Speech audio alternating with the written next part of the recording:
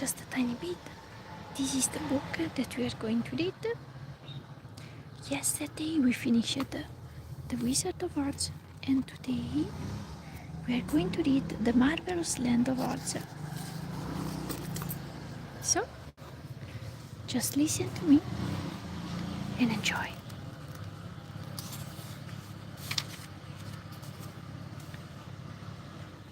As soon as this car goes, we start. To those preface, to those excellent good fellows and comedians, David C. Montgomery and Frank A. Stone, whose clever personations of the Tin Woodman and the Scarecrow have delighted thousands of children through the land.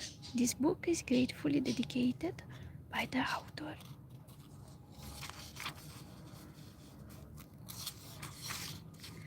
I'm quite familiar with The Wizard of Oz, the classical book, but this other sequel, not so much. So I'm curious as much as you to read.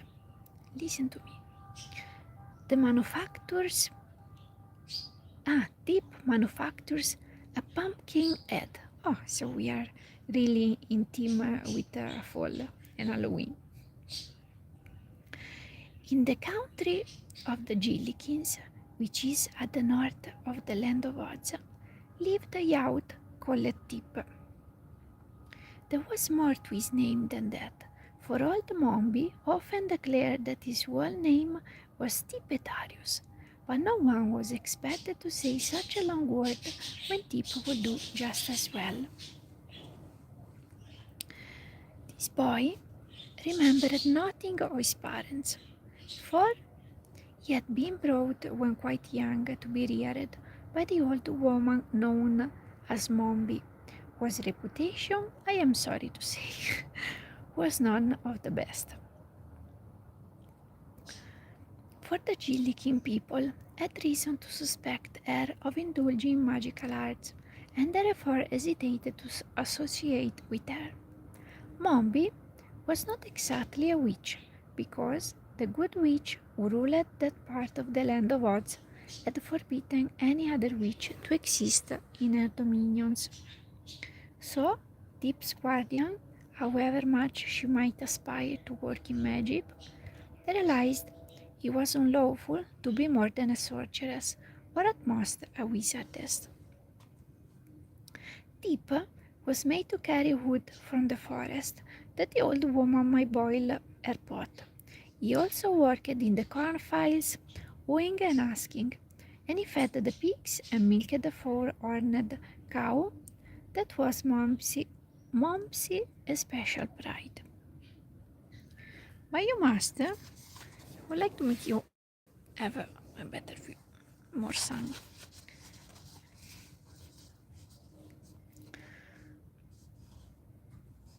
But you must not suppose he worked all the time, for he felt that would be bad for him.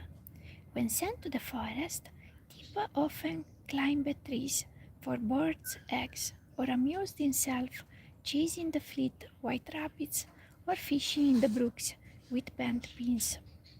Then he would hastily gather his armful of wood and carry it home. And when he was supposed to be working in the cornfields, and the tall stalks hid him from Mombi's view, Tip would often dig in the gopher holes, or, if the mood seized him, lie upon his back, as I'm doing now.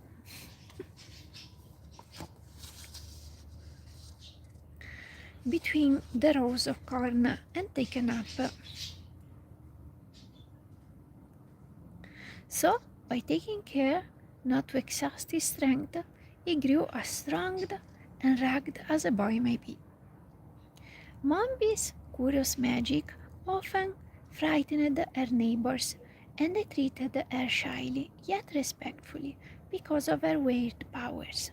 But Tip frankly hated her and took no pains to hide his feelings.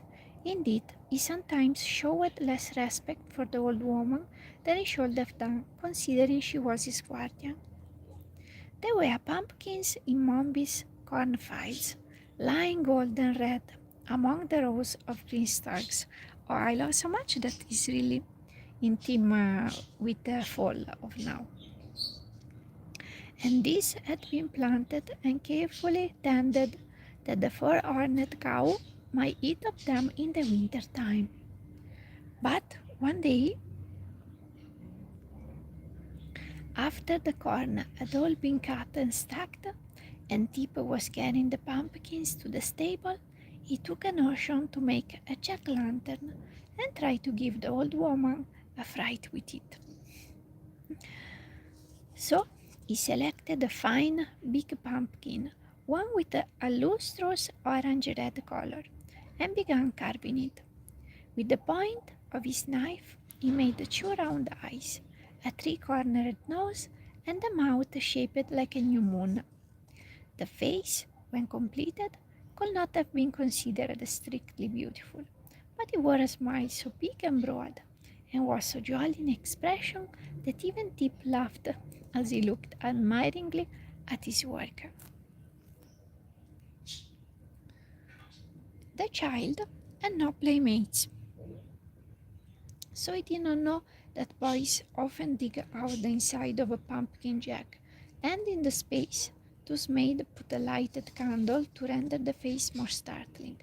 But he conceived an idea of his own that promised to be quite as effective. He decided to manufacture the form of a man who will wear this pumpkin head and to stand it in a place where old Mombi will meet it face to face.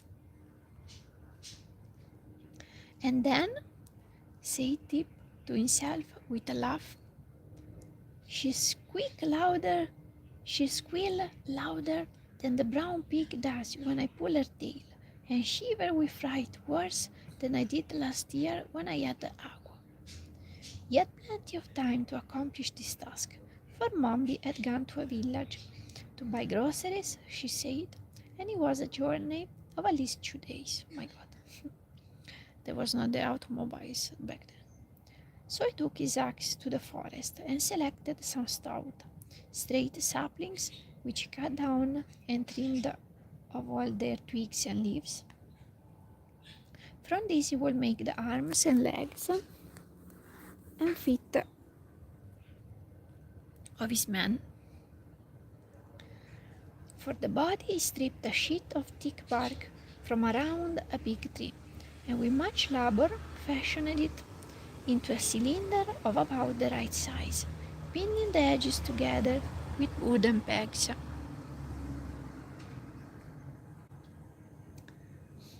Then, whistling happily as he worked, he carefully jointed the limbs and fastened them to the body with pegs whittled into shape with his knife.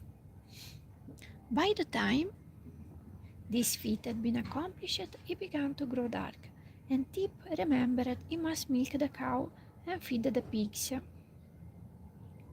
So he picked up his wooden man and carried it back to the house with him. During the evening, by the light of the fire in the kitchen, Tip carefully rounded all the edges of the joints and smoothed the rough places in a neat and workmanlike manner. Then he stood the figure up against the wall and admired it. He seemed remarkably tall, even for a full-grown man. But that was a good point in a small boy's eyes, and Tip did not object at all to the size of his creation. Next morning, when he looked at his work again, Tip saw he had forgotten.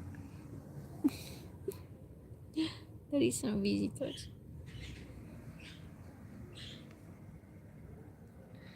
To give the dummy a neck, by means of which he might fasten the pumpkin head to the body.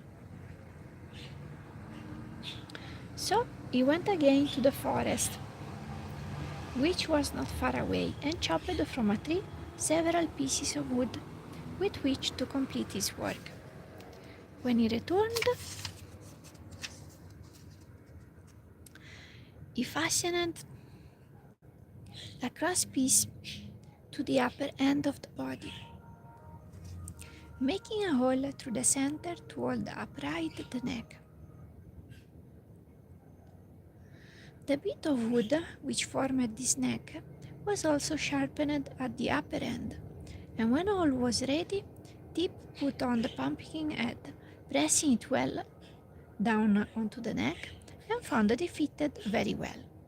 The head could be turned to one side or the other, as he pleased, and the hinges of the arms and legs allowed him to place the dummy in any position he desired. Now that, declared Tip proudly, is really a very fine man, and he thought to frighten several screeches out of old Mombi, but he would be much more lifelike if he were properly dressed. To find clothing seemed no easy task, but Tip boldly ransacked the great chest in which Mombi kept all her keepsakes and treasures, and at the very bottom he discovered some purple trousers, a red shirt, and a pink vest, which was dotted with white spots. This he carried away to his men and succeeded, although the garments did not fit very well, in dressing the creatures in a jaunty fashion.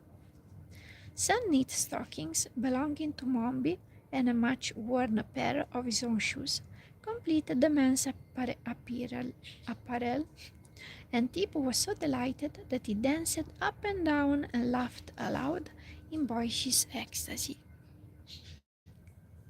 "I must give him a name," he cried. "So good a man as this must surely have a name, I believe," he added after a moment's thought. "I will name the fellow Jack Pumpkinhead." The marvelous powder of life.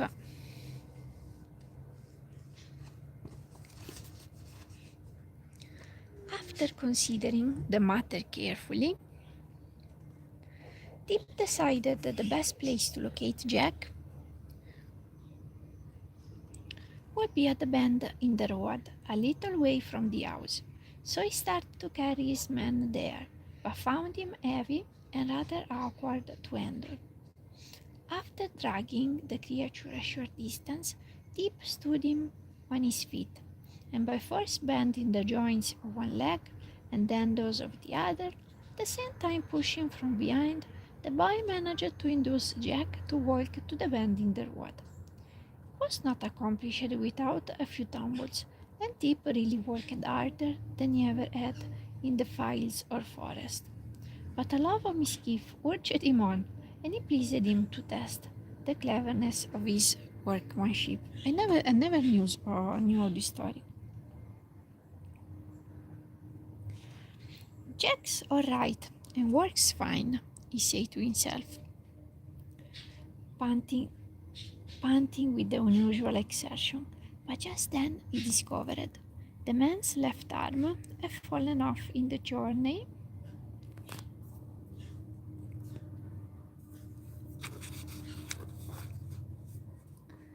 so he went back to find it, and afterward, by whittling a new and stouter pin for the shoulder joint,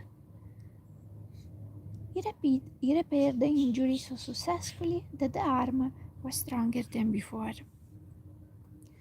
Tip also noticed that Jack's pumpkin head had twisted around until he faced his back, but this was easily remedied.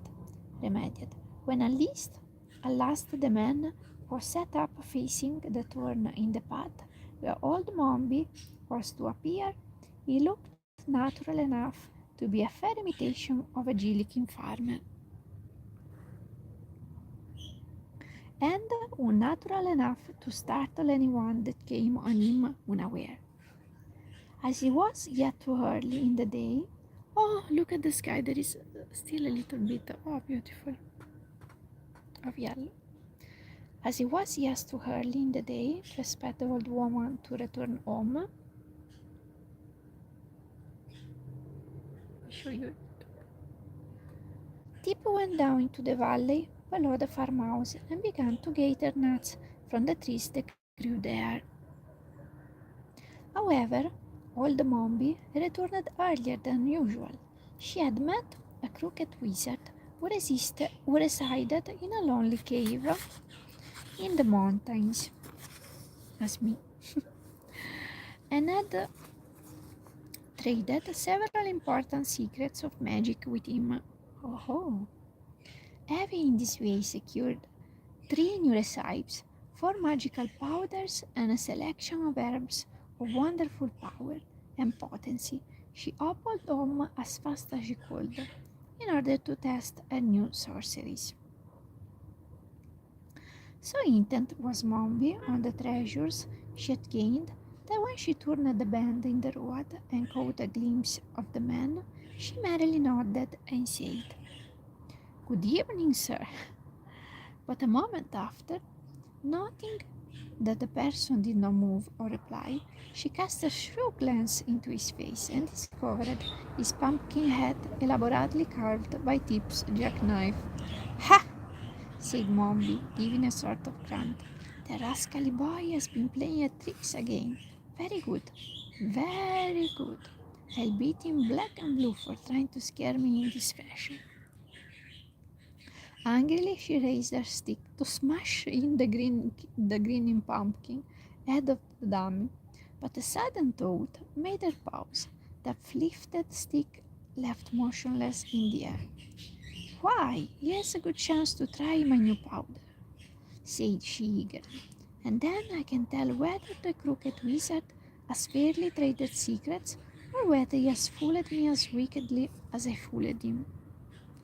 So she set down her basket and began fumbling in it for one of the precious powders she had obtained.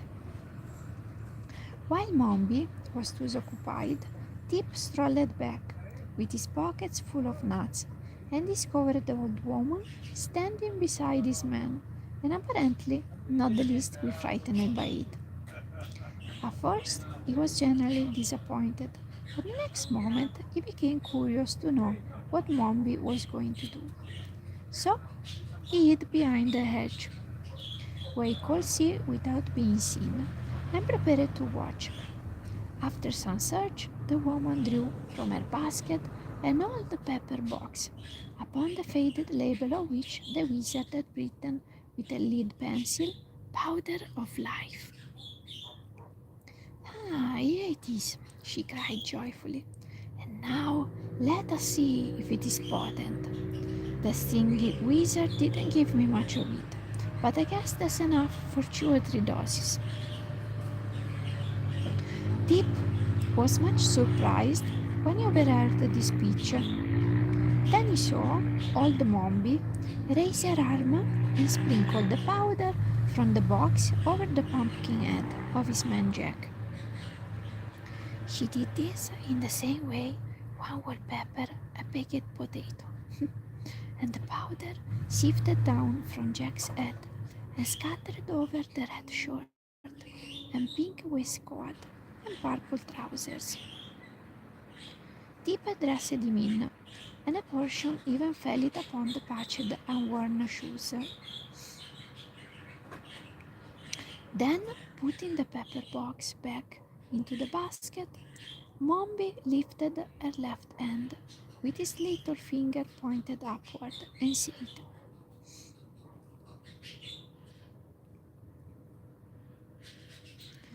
"Well," this she said, really she said like this.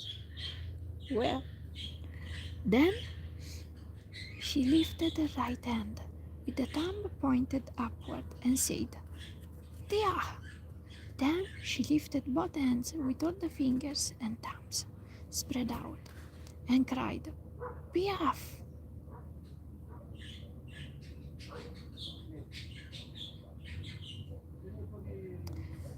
Jack Pumpkinhead stepped back a pace at this and said in a reproachful voice, Don't yell like that. Do you think I'm deaf?" Old Mombi danced around him, frantic with delight. "He lives!" she screamed. He lives! He lives! Then she threw her stick into the air and caught it as he came down. And she hugged herself with both arms and tried to do a step of a jig. And all the time she repeated rapturously, He lives! He lives! He lives! Now, you may well suppose that Tip observed all that with amazement, all this with amazement. At first, he was so frightened and horrified that he wanted to run away, but his legs trembled and shook so badly that he couldn't. Then it struck him as a very funny thing for Jack to come to life, especially as the expression on his pumpkin face was so droll and comical it excited laughter on the instant. So, recovering from his first fear, Tip began to laugh, and the merry peals reached old Mombi's ears and made her hobble quickly to the edge, where she seized Tip's collar and dragged him back to where she had left her basket and the pumpkin-headed man. You naughty, sneaking, wicked boy, she exclaimed furiously. I'll teach you to spy out my secrets and to make fun of me. I wasn't making fun of you, protested Tip.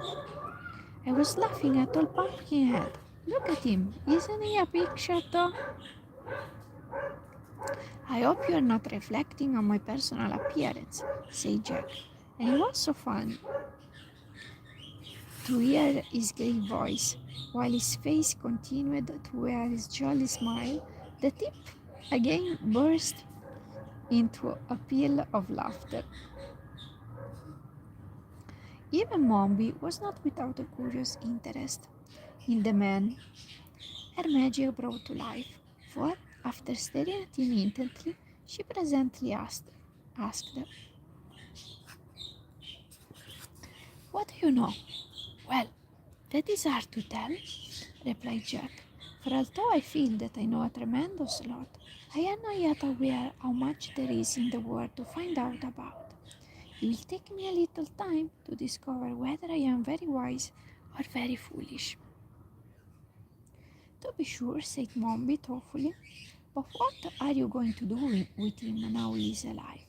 Asked Tip, wondering. I must think it over, answered Mombi.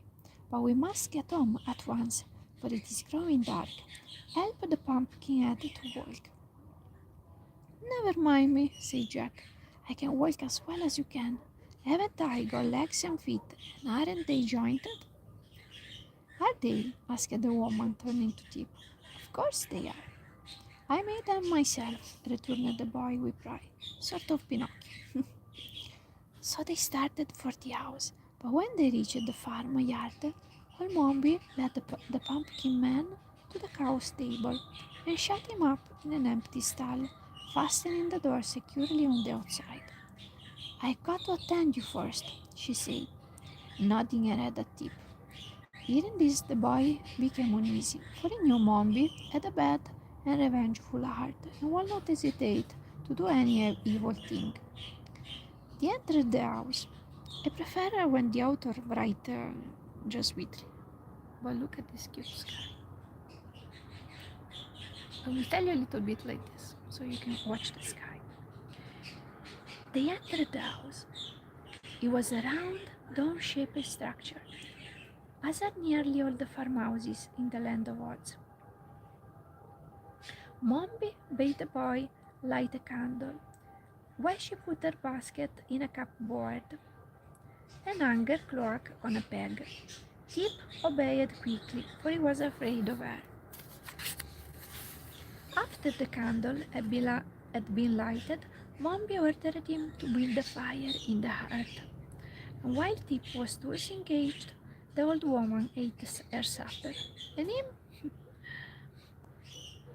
When the flames began to crackle, the boy came to her and asked a share of the bread and cheese, but Mombi refused him. I'm hungry, said Tip in a sulky tone. You won't be hungry long, replied Mombi with a grim look. The boy didn't like this speech, for it sounded like a treat, but he happened to remember he had nuts in his pocket, So I cracked some of those and ate them while the woman rose, shook the crumbs from her apron, and hung above the fire a small black kettle. Then she measured out equal parts of milk and vinegar and poured them into the kettle. Next, she produced several packets of herbs and powders and began adding a portion of each to the contents of the kettle. Occasionally, she would draw near the candle and read from a yellow paper the recipe of the mess she was concocting. As Tip watched her, his uneasiness increased. "What is that for?" he asked. "For you," returned Mombi briefly. Tip wriggled around upon his stool and stared a while at the kettle, which was beginning to bubble.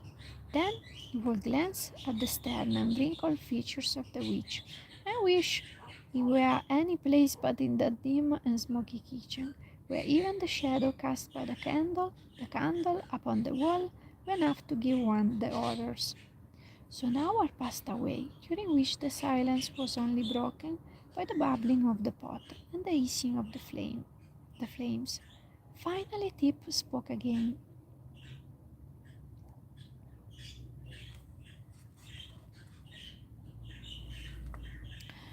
"Have I got to drink that stuff?" he asked, nodding toward the pot. "Yes," said Mombi. "What will do to me?" asked Tip. "If it's properly made," replied Mombi, "it will change or transform you into a marble statue." Oh my god.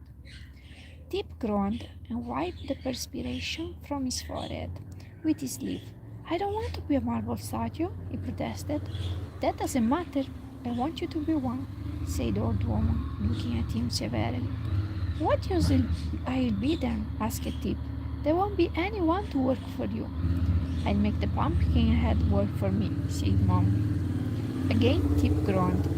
"Why don't you change me into a goat or a chicken?" he asked anxiously.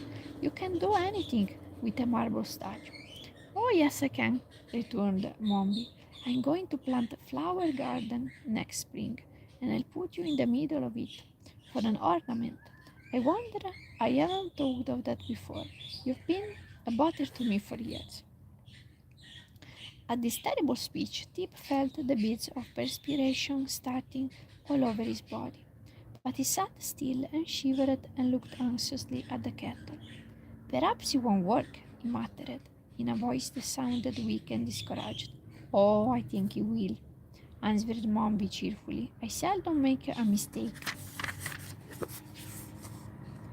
Again, there was a period of silence, so long and gloomy that when Mombi finally lifted the kettle from the fire, it was close to midnight. "You cannot drink it until it has become quite cold," announced the old witch, for in spite of the law, she had acknowledged practicing witchcraft.